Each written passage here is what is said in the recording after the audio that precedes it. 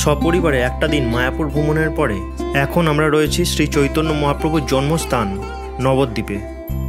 কথিত আছে 9টি দ্বীপ নিয়ে তৈরি হয় এই নবদ্বীপের। তবে ঐতিহাসিকদের মতে নবদ্বীপ কথার অর্থ নব অর্থাৎ নতুন দ্বীপ। এই নবদ্বীপ ও শ্রী চৈতন্যদেবের জন্মস্থান নিয়ে বহু বিতর্ক থাকলেও আজ আমরা শ্রী চৈতন্যদেবের লীলাক্ষেত্র শ্রীধাম নবদ্বীপ ভ্রমণ করব। একদিনের মায়াপুর ভ্রমণের পর আমরা রওনা দিলাম নবদ্বীপের উদ্দেশ্যে। মায়াপুরের লঞ্চ ঘাট থেকে নৌকা করে যাব নবদ্বীপে। এখানকার নদীর বিশেষত্ব হলো এখানে হুগলি নদীর ঘোলা জল জলঙ্গি নদীর নীল জলের সঙ্গে মিশছে। এই জলের মিশ্রণ খেয়া পারাপারের সময় খুব ভালো করে দেখা যায়, বিশেষ করে শীতকালে স্পষ্ট বোঝা যায়।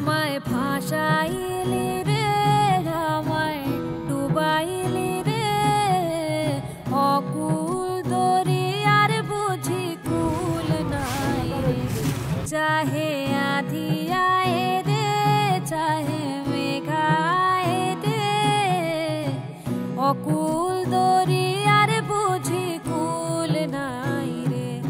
নদী দেখতে দেখতে পৌঁছে গেলাম নবদ্বীপে।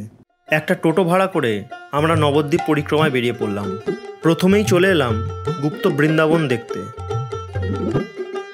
এখানে বিভিন্ন মডেলের মাধ্যমে শ্রীকৃষ্ণের রাসলীলা, রামলীলা, নিতাই সন্ন্যাসীর জগন্নাথ দর্শন ইত্যাদি দেখানো হয়েছে।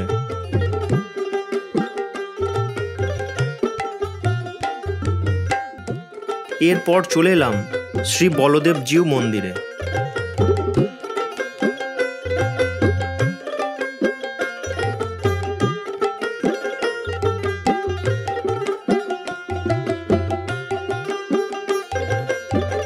এই নবদ্বীপ ধামে বহু মহাপ্রভুর মন্দির রয়েছে, যার প্রত্যেকটির সঙ্গে জড়িয়ে রয়েছে বিভিন্ন ইতিহাস।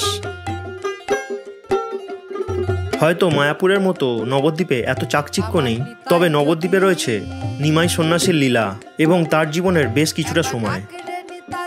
এরপর চলে এলাম সোনার গৌরাঙ্গ দেখতে।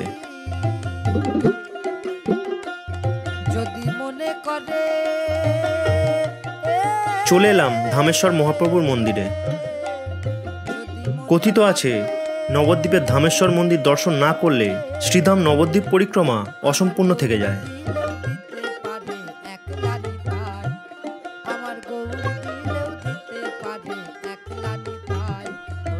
এই নদের নিমাইকে নিয়ে বহু অলৌকিক কাহিনী রয়েছে।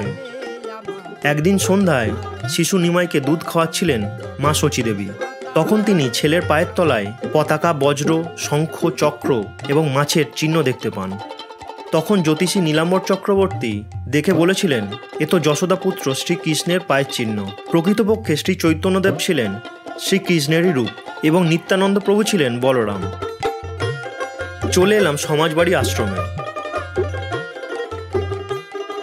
ঢুকেই দেখতে পেলাম শ্রীকৃষ্ণের ভোগারতি চলছে।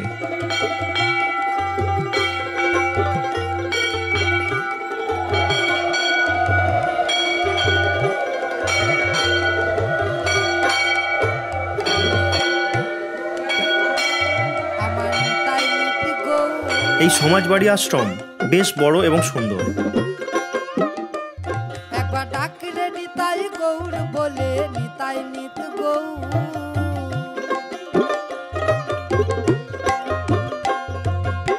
এখানে মন্দিরের দেয়ালে শ্রীকৃষ্ণ এবং মহাপ্রভুর বিভিন্ন সময়কার লীলাকে চিত্র এবং মডেলের মাধ্যমে দেখানো হয়েছে।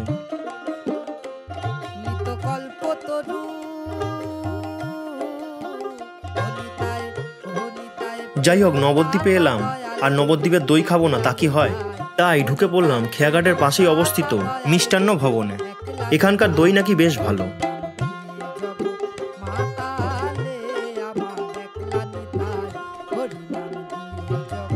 দই খেয়ে আমরা মায়াপুর নবদ্বীপ পরিক্রমা শেষ করলাম।